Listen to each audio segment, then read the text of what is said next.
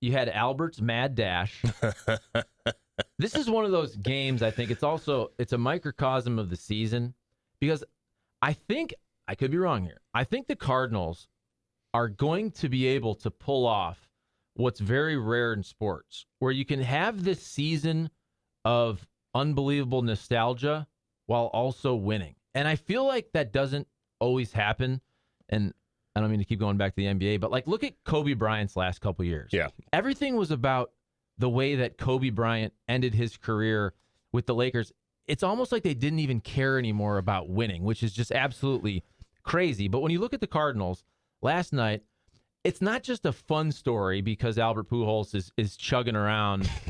I mean, I'll tell you what, man. Even my wife, we were at a restaurant last night watching that, and even my wife is laughing. She doesn't even care. She doesn't even care about really sports or baseball. And she's watching Albert Pujols run, and she's like, man, he looks like he's really, really working hard. I'm at the point right now where I want to take out the stopwatch. And I don't know how we can actually get this to happen because I hope to God Albert never goes first to home again this season because it looked like we might lose him for a second. But I would love Cardinals Care or some charity to get together and do a 60-yard sprint between Yachty and Albert. I want to see how that works out. I'll see if I can find an Edmonds triple and count it. Oh, God. I mean, if you just, when you watch the Olympics and they've got the world record at the bottom of the screen and then they got the time that's happening right there, I want to see the fastest person to get around the bases and then put that time next to it to see how many times they would clear it before Albert got around once. So that's a good visual. It reminds me now of, we'll get back to the NFL Combine, when they'll have the fastest lineman run and then they'll kind of put the runners over each other. And then Rich Eisen at the end, he'll run in his suit. So they'll kind of show Rich Eisen running his 40-yard dash in, I don't know. It's a good, 5.2. Yeah. Whether it's 5-6 seconds, they'll show the lineman running. They'll show the fastest dude. Mm-hmm. And then you just see, obviously, the receiver going crazy. And then you see the lineman that's back there with a 5.2, and Rich Eisen's got a 6. That's kind of what it looked like. If you'd show Tommy Edman out of the box and then Albert Pujols out of the box. But the fact that he's laughing, right? I mean, I think he was laughing while he was running. And then he scores. He's laughing right afterwards. The whole dugout is just freaking loving it. And Adam Wainwright has got the towel. He's cooling him off. That's fun stuff. He's that is a unique thing though. Imagine if you're Ali Marmol and you're like, all right, got to get 5 in there, got to get 4 in there. But then you've got these rabbits at the back of that back of the lineup. So at some point this season, Albert's going to be on first, and Tommy Edman or Harrison Bader's going to hit a rope. And they're going to be right on his back, and it's going to be fantastic. I mean, they're just going to have to basically break into a softball trot because you can't push those guys. And now I hope I don't look later on the day and they say Albert's out with an anonymous lower body injury or something like that just because of the gear he had to pop into. And that's where I think we're going to see more of this. We'll probably have some more moments with Albert. But if you look at the way that Ali Marmol constructed the lineup, certainly early on here, the first week or so, you did have that reset if Yachty's batting 7th. Mm-hmm. And I know Tommy Edman, he's so red hot right now that you want to move him up. Harrison Bader's struggling. But if you saw that lineup constructed the way the Cardinals did to begin the season, you could see a lot of games where Yachty's batting 7th, and that's almost the de facto 9-hitter. And then you reset with an Edman and with a Bader to kind of turn the lineup over. And you almost have an extended leadoff. And I think if that's the case, you're going to see a lot of moments where Yachty is the gentleman we're talking about the next day because Yachty may draw a walk, Yachty may hit a single, and all of a sudden Bader, Edman hit a nice triple in the gap. So this might be the greatest value for Paul DeJong all year is to be the buffer. He's got to be the guy in between who's moving those guys around a little bit further so that the rabbits can get around the way they need to at the end. Well, and he did. Last night he ripped that double. Went down and got it, too. That was an easy pitch. And you got to think for a guy like DeJong, who has been streaky his entire professional career, that a hit like that, he could begin to take off because I just think that he's hearing all the outside chatter. I think he knows that Edmundo Sosa's right there on the bench. Mm-hmm. I mean, it's hard not to know that. And he knows that he's also hitting sub 200 right now, and he needs to get that bat going. That's why he's really in the lineup. And then the other part of this is the fact that Nolan Gorman basically hits a home run every single game at AAA. Yeah. What I'm interested, though, is you hear a lot of people suggesting that, okay, if Nolan Gorman is going to absolutely force the hand of the Cardinals and Ali Marmol, and at the beginning of the season, you wondered, okay, if Tommy Edman, even though he plays gold glove defense, but if he can't get back close to that first season's production, maybe Tommy Edman then became the super utility guy.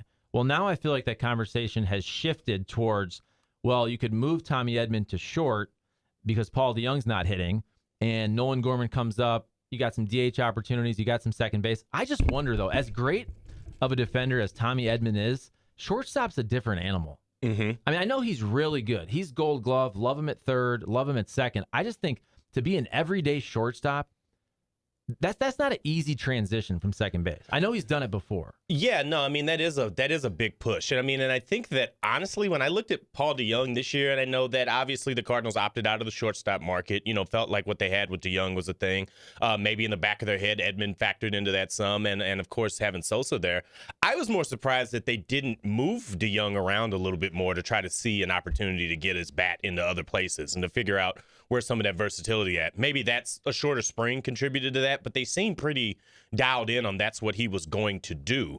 But, when you look at, I'm sorry, not Nolan Arenado, he's fantastic. But when you look at Nolan Gorman and what he's doing right now, you can't deny it. And you look around the league, and a lot of other teams have brought up their youngest guys now. I mean, they're not as concerned about that contract manipulation and things like that. The team might need Gorman here in about a week or so when you got some tougher competition with the Mets and teams like that coming on. So, I mean, this guy's sitting at 10 home runs in 2 weeks. It might not even take that long. You got to start thinking about it, don't you? Yeah. What do you guys think of the offense right now? I try not to jump to conclusions after 9 games. You really do, though, in the lineup. You have basically feast or famine, which I guess is going to be the case usually when you're 9 games in. You got a bunch of guys who are really rocking and rolling, like Albert, Arenado, Tommy Edman. But you have a bunch of guys who are below the Mendoza line. So, I mean, you look at that lineup, and Carlson, Goldie, I feel like, especially in his Cardinals tenure, he's always a slow starter. But DeYoung, Yachty, Bader, you do have half or over half of your lineup really struggling. But it's kind of that just overall, you had some bad weather early, obviously not Milwaukee, Miami, but it's 9 games in. I'm not making a big deal of this, but you got some guys who have yet to get going. Yeah, and I think that one of the guys, obviously, when you look at this entire thing, it's great to see Albert in there when he's doing his thing and he's making that impact. But one of the guys who I think you got to keep an eye on is Corey Dickerson. I mean, he got brought here essentially to be that DH to start off the season to get the majority of those strokes against the left-handers. But, I mean, I can't look at what he's doing and then not look back down at Gorman and say, well, why not get some of those at-bats for him? Go ahead. I mean, Dickerson, it's clear that Albert's going to play. Absolutely. I mean, if he's putting together, this is unbelievable. I don't think anyone predicted that Albert Pujols was going to come in and have the impact that he has already in several games. And again, it's sort of hard to piece all of this together because it does seem like they've played so sporadically. Mm-hmm. Only now 9 games in 13 days, and it's so early. But I mean, Arenado off to the start that he is. Last night, a multi-hit game for Goldie. This lineup's going to hit. And I think it's going to be fun to watch and see how Ollie's able to kind of put these lineups together. I mean, last night, you guys just talked about it, but having Edman in the lineup where he was hitting, what was he, 6th last night? Yeah. That's an interesting spot for Edman. That's an RBI spot. You're thinking of Edman as either your leadoff guy or maybe batting 9th to turn it over, and he's suddenly hitting 6th, and he comes up with 2 hits. That's a very different look, but it kind of shows Tommy Edman is the ultimate Swiss Army knife. Yeah. Yeah, well, what I start to think when I look at, Dylan Carlson getting off to the start that he has, I mean, you want to get him pitches. You want to get him in a place where he can succeed.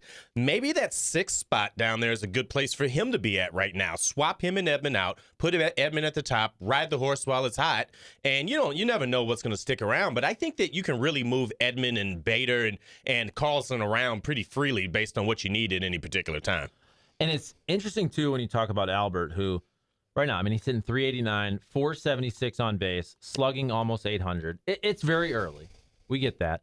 And we talked before the season about how much Albert should face righties. And I think he's got some interesting spots that he's putting his manager in. And this is a good thing because look, when you even face a lefty, how often in a season are you going to face that lefty 3 times? In modern baseball, you almost never are going to face that starter 3 times. Now, usually a couple times. Every once in a while, you face a good lefty, he goes deep, you'll face that guy 3 times. But there's some spots where you'd think before the season, okay, Albert Pujols, he gets to start against a lefty, he gets 2 at-bats, maybe 3 at-bats, maybe a righty comes in, you play a little more matchups. But if in all these games, 3 games versus lefties, he's either had a home run or multiple hits, extra base hits. And so that's that spot where, okay, probably before the season you thought, all right, that's a matchup situation. But if Albert is entering that particular at-bat each game, and he's got either a home run or he's 2 for 2 or 2 for 3 with a double, you're also going to see that guy. You're like, man, he's swinging the bat well. Let's let him face the righty. I can totally understand that. And right now, you can't complain whatsoever when the man is slugging almost 800. So, obviously right now Albert is, pretty close to the pace that he had in, 2006, 49 homer, 137 RBI season. You go back 08, 09. That's not the Albert that anybody signed up here to get. But, here's the other side of that coin, though, is that there's going to be a lot of stretches in the year once you get into June, July, where you have a lot of people that are hitting so-called 182. Because they've had a bad week. They've had a bad week and a half. So what's it going to mean? So I think the question that you brought up there, the comment you should say, is that right now I look at what Goldie's doing a little bit different than what I look at from, say, DeYoung or what I look at from even to an extent Yachty. Because I think Goldie's just going through one of those weeks or two that are just going to happen in a season. But I am a bit concerned about where Yachty's at. And I think I am a bit concerned about some of the continuation from DeYoung. And when I look at what we've seen from Andrew Nizer and what I've seen from the one opportunity that Edmundo Sosa got, let's see some more of that. Let's continue to mix it up because honestly, in some regards, we're still kind of playing what would be the equivalent of the end of spring training right now. So let's see where we're at and we're getting rolling into because I really think May is going to be where you're going to start to know what you're going to have in a big way this year. So for Goldie specifically, I feel like these splits are more pronounced in his Cardinals tenure, especially if you go back to last year, but also for his career, this is kind of what he does. April, 271 average for his career, 375 OBP, 472 slug. So you're talking 847 OPS, but that just keeps going up and up and up. May, he gets better. June, he gets better. July, June, July, the hot months of the year, a lot of power, but that's where I'm not worried about Goldie because we've seen this before. I don't think he's at the point in his career where, look, when you get into be your early 30s, your bat speed is not what it was in your prime. But I don't worry about him because we've seen this before.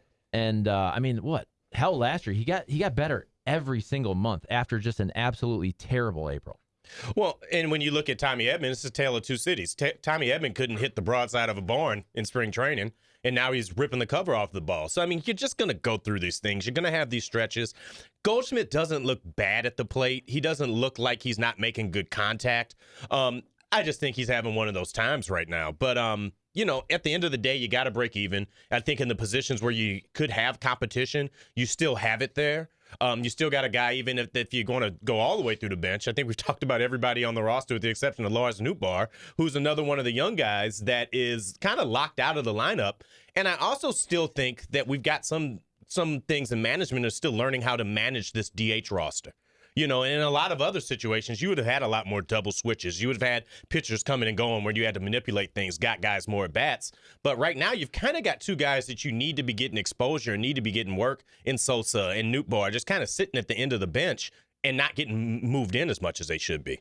Text line 855-282-8255. 618 saying Tommy has 234 games in the minors at shortstop, drafted as a shortstop 2. Our guy Gino Ojic from Bevo Mills says most of your second basemen were shortstops. Other than arm strength, the position is very close. The pivot on second base is really the only difference.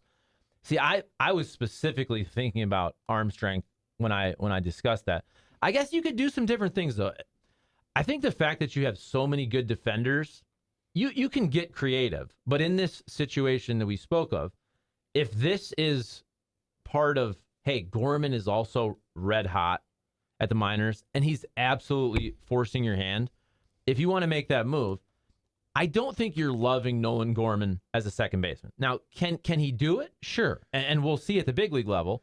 So if you have two guys in your middle infield where you're not loving them positionally, I guess the good part of it is you have absolute stud defenders at your corners. So if you have Tommy Edman at shortstop, you could probably give a step closer to the bag saying, look, Nolan Arenado, he can take a few more balls in the hole there if I have to cheat a little bit to help Nolan Gorman. Sure. But that's also, it's a good problem to have because Nolan Gorman, every single night when you look at Twitter, has hit another home run. But the fact that Paul DeJong is starting off so slow, that's also adding to this conversation. It is, and I think but I think that we sat here, we talked about it, we definitely weren't alone in it, that we talked and said, is this the right path for the Cardinals to take this year? Is just opting out of the opportunity to go and do what they could have done in the shortstop market. I mean, they're all in on Paul DeJong, essentially. They're saying that this is going to be the guy. We're going to give him every chance to either succeed or to fail. And, obviously a very solid, I'd say even better than solid. I mean, I think he's an above average defensive shortstop, but you need more there. You just got to have more, and he's got to make the contact that you need for him to do too, because you can find that glove at shortstop. And if you've got somebody knocking on the door like Gorman, and you still got somebody like Sosa that's sitting there that's shown down the stretch, who is a big piece of why they were able to drive that team on that winning streak and finish where they did, how much patience do you have? That is Matt Whitener. I'm Charlie Marlow. We got Nate Lucas, Seth Close. Jimmy the Cat Hayes is down there covering the Cardinals in Miami. Cam Jansen on his well-deserved vacation to Cabo. Coming up May 1st, you got the Kids Fleece Blanket. That is Sunday, May 1st. Cards hosting the Diamondbacks. And that day, 10,000 kids ages 15 and younger entering with a ticket, kids. You need the ticket. Will take home their own Cardinals Fleece Blanket thanks to the Pasta House Company. Tell mom and dad to get your tickets today at cardinals.com/promotions. So we've talked a lot of Cardinals offense, and then watching on the bump last night. So Adam Wainwright improves to 2-1, goes 5 2/3, strikes out 6, allows 1 run. And this is also 1 earned run. This is part of that nostalgia conversation, but also it's melded in with winning. As I'm watching Adam Wainwright striking out 6 dudes and bouncing off the mound, and he's got the confidence, and he's got the strut. And we know, look, the Marlins, they're not the best team in baseball. But I watch that man, and I look at Waino, and I say, why would this dude retire? Yeah. Honest to God. First of all, just bring up the fact that he wants to get to 200 wins. And you can have a hell of a good season this year and only get 15 wins or 14 wins. So he needs 16. But he's also, what is he making? Close to $18 million? I mean, he's pitching some of the best baseball of his life. I understand you have this nostalgia tour.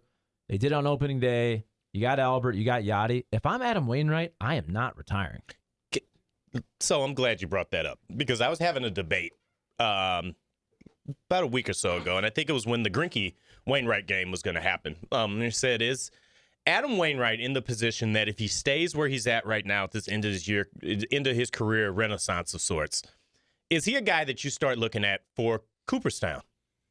And I thought it was a really interesting thing to consider because, from the age that I'm at and the things I just know, there's no way if you're scraping 200 wins are you a chance to be in the Hall of Fame. That's just not the way it works. But I think Wainwright's starting to become a guy that when you look at the whole body of work and you look at the runs that he's had on the mound with the success that he's had at different points, it's something that I'm starting to think about if he should stick around and see if he gets into that conversation. Is that a reach? Am I being an egregious homer right now? Or because I'm starting to maybe come around on the fact that could be a real thing for him if he gets to where he needs to get. Nate, what do you think? I think on the ballot, he's going to have a tough time. I mean, you look at his numbers, and there are couple key benchmarks that he's just not going to get to, including even in individual seasons where he's had remarkable campaigns, but just wasn't able to get to those key numbers that everybody sort of looks at and says, how many times did he win 20-plus games? How many times did he strike out X amount of batters? There's just a lot of key indicators, I think, that are probably going to keep him from getting, the needed percentage. But here's the thing about Waino. He went on, he's doing these old man walks. He's talked about them. And when the team was in Milwaukee, he popped up and did an inning with Bob Uecker on the Brewers radio network. And he acknowledges that, yeah, I know my age. I know I'm getting up there, and everybody's talking about this farewell tour. He was adamant. He goes, nobody is going to tell me when I'm done pitching. That's right. And he said, I think what he's getting at is, look, everybody gets that this is Molina and Albert's last hurrah. They're done. They've already said this is their final season. Waino's like, what? Don't throw me into that bunch just because I'm old. Don't just think that I'm going to step away from this game. And I think, to your point, Charlie, I mean, this is a guy who's got a lot of bounce in his step. And when Waino's going, he has that pace on the mound where he's just in a groove with Yachty. He's looking in, he's got the sign, and boom, he is rearing back and throwing strikes. So I don't necessarily think that even in his mind, this is his final hurrah. And I think that's encouraging. And he even said, look, I'll go away, I guess, if the Cardinals don't want me back. But right now, where would the Cardinals be if they didn't have Waino to count on every fifth day? I mean, this dude is pitching out of his mind.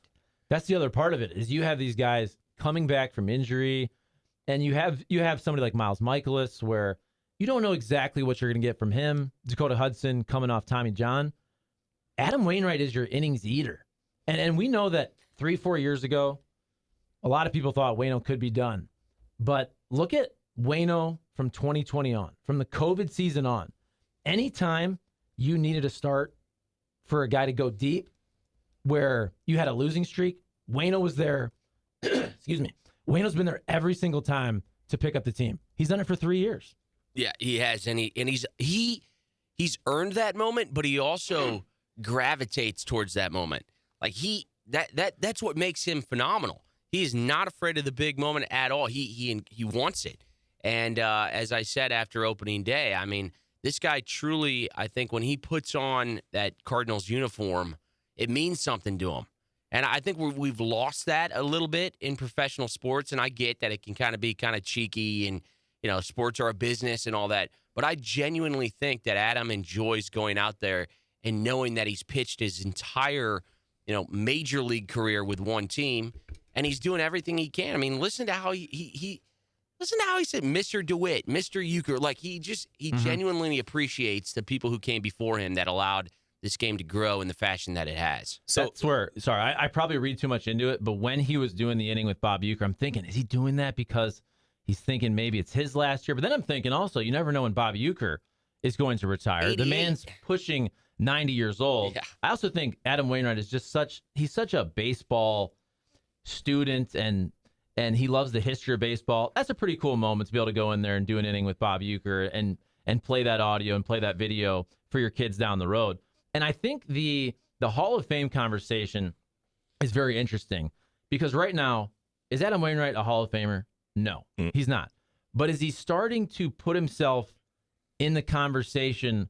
Like, we all know he's going to be on the ballot, but is he a guy that falls off the first year? Is he a guy who really, really gets a look? And that's where I don't think it's crazy that if he pitched, let's say, at least one more year, so we're talking this year, next year, if he has the same production as he did in 2021, when he was 17-7 with a 3.05 ERA, he pitched over 200 innings.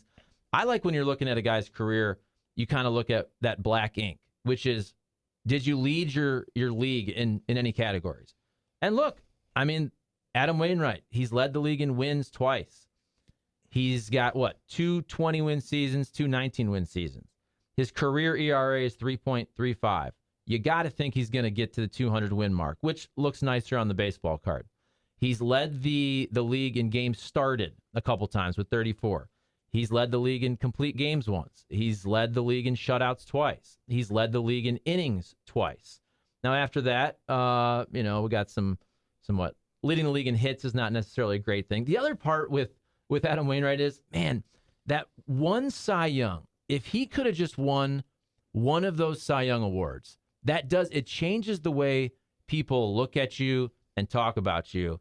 And it's not necessarily fair because this man, he finished third in the Cy Young in 2009, second in 2010, second in 2013, and third in 2013.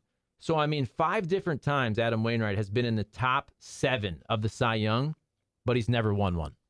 So, and I think that there's a little nuance that goes into that too, right? Because he's also in the era of all those Cy Young finishes.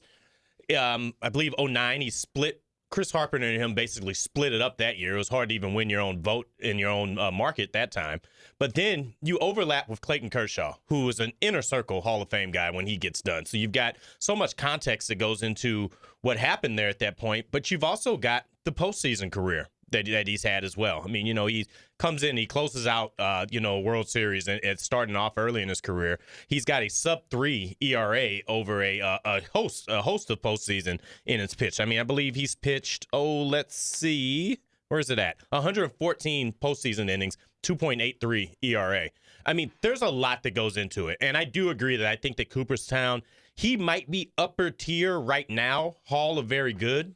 But let me baseball reference you real quick.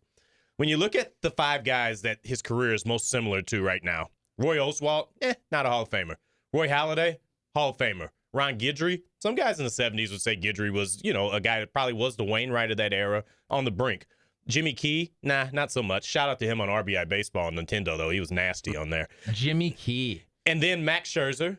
And then for a 6th guy, that's one of the ultimate what-if guys, Doc Gooden, who absolutely would have been there if not, for the White Horse and other things. So I think that we've got an opportunity here for WAINO to absolutely get a lot more by extending his career, and I think by no means should he be beholden to anybody else's career decision. That's where I also think just being the face of a winning franchise also helps. Now, clearly, Albert is in no matter what, and Albert leaves for half his career, and he comes back. He's clearly going to be remembered as a Cardinal, but you're not critiquing Albert Pujols' Hall of Fame candidacy. It's a no-brainer. Yachty, I think, has played himself into the fact that he's going to make the Hall of Fame. If the Cardinals in the next, let's say, couple years, and for WAINO, we're going to give WAINO a couple years because I think he's coming back. But if the Cardinals could win another World Series, that's part of this conversation now, where you look at specifically Yachty and WAINO, and they are the faces of 2 decades of winning. And that would be 3 World Series championships. I understand WAINO was hurt for 2011. But still, when you start to talk about the Hall of Fame, remember, this conversation is probably going to start, let's say, 6 years from now.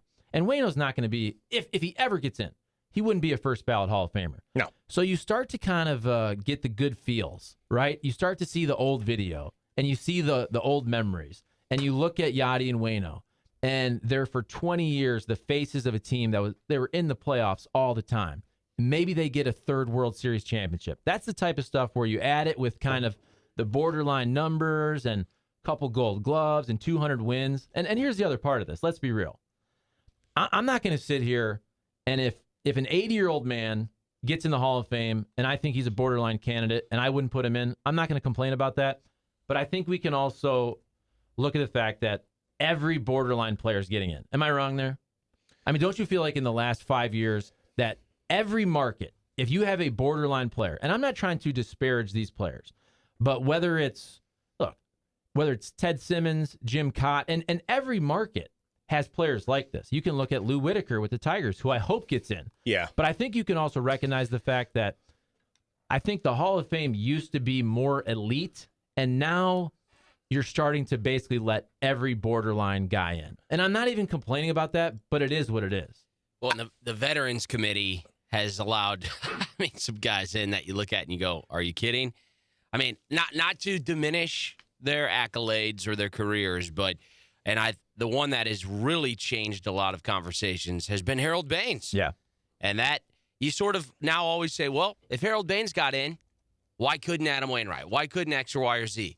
And so, Wainwright could be a guy that gets on one of those ballots in a committee, and you got the right people who are voting, and that's what do you need, 9 out of the 12 or 9 out of the 13 or something like that in order to get that Hall of Fame nod on those committee ballots. So you never know. And remember, who was the guy really pushing for Harold Baines?